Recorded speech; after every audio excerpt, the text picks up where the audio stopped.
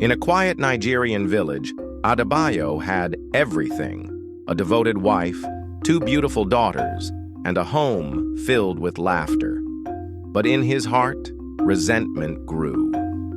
A man without a son is no man at all, his uncle had once told him. At first, Adebayo ignored the thought. He told himself his daughters were enough, but doubt crept in, whispering in the corners of his mind. Who will carry my name? He wondered. Who will inherit my legacy? The whispers turned into a storm. The pressure came from everywhere: his family, his friends, the village elders. Daughters are like birds, his uncle said one day. They will fly away to another man's house. Only a son stays to build on his father's foundation. Slowly, Adebayo changed. He became quieter. He no longer laughed at Nkem's jokes or carried little Chiamaka on his shoulders. He stopped sitting beside Adaora in the evenings, staring instead into the distance. Adaora noticed. "Adebayo, talk to me," she pleaded one evening as he sat outside, staring at the darkening sky. "There's nothing to say," he muttered. "You hardly look at your daughters anymore. What has changed?" "Nothing has changed, Adaora," he said, standing up. "That is the problem."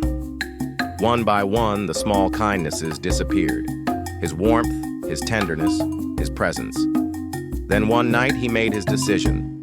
Adaora woke to the sound of a bag being zipped. She sat up quickly. "Adebayo?" He wouldn't look at her. "I have to go." Her heart pounded. "Go where?" "To find a real family," he said coldly. The words cut through her like a blade. "Adebayo, please," she whispered. "Our daughters, they are girls, Adaora," he snapped, his voice rising for the first time in years. "They cannot carry my name. They cannot be my legacy."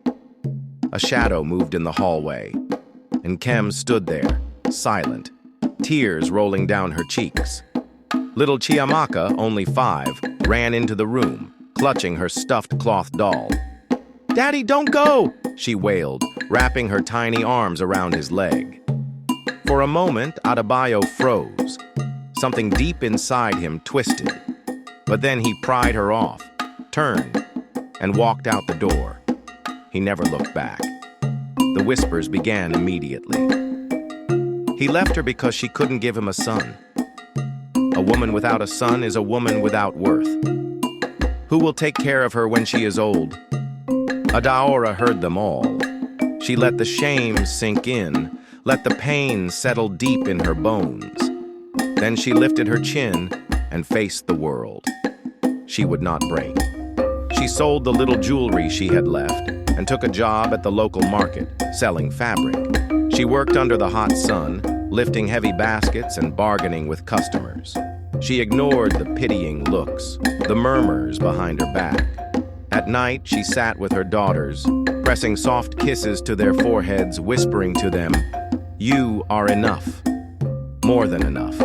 Years passed, and Nkem excelled in school, earning a scholarship to study medicine. She became a doctor, saving lives. Chiamaka had a mind for business. She started with a small stall selling handmade goods. Within a decade, she built an empire, employing hundreds. Their names traveled farther than Adebayo's ever had. Adaora, once abandoned, now held her head high. One evening, as the sun dipped below the horizon, an old, frail figure appeared at their doorstep. Adebayo. His once strong shoulders sagged. His clothes hung loosely on him. His hands trembled with age. Life had not been kind to him. He had wandered from place to place, searching for the son he believed would bring him honor. He married again, but that wife bore only daughters. He married a third time, and at last, he had a son.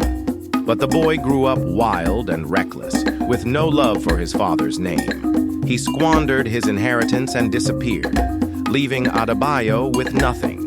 Now, with nowhere else to go, he stood in front of the family he had abandoned. He knocked. The door opened. His daughters stood before him, taller, stronger, unmoved by the father who once deemed them unworthy. His voice wavered. "My daughters, my Adaora." I have made mistakes. Adaora stepped forward, her face calm. She was more beautiful than he remembered, her eyes filled with wisdom and strength. Mistakes, she echoed. You made a choice, Adebayo. Nkem met his gaze, steady and unreadable. You left because we weren't enough. Chiamaka crossed her arms. Now we don't need you. His lips parted, searching for words. He had spent years chasing what he thought mattered. But standing before his daughters, women who had built their own legacies, he finally understood. He had abandoned gold, believing he was chasing riches. Now, the door closed. The moral of this story is, value the people who love you before it's too late. Adebayo believed that only a son could bring him honor, so he abandoned his wife and daughters. But in the end, he realized too late that the true legacy of a person is not life.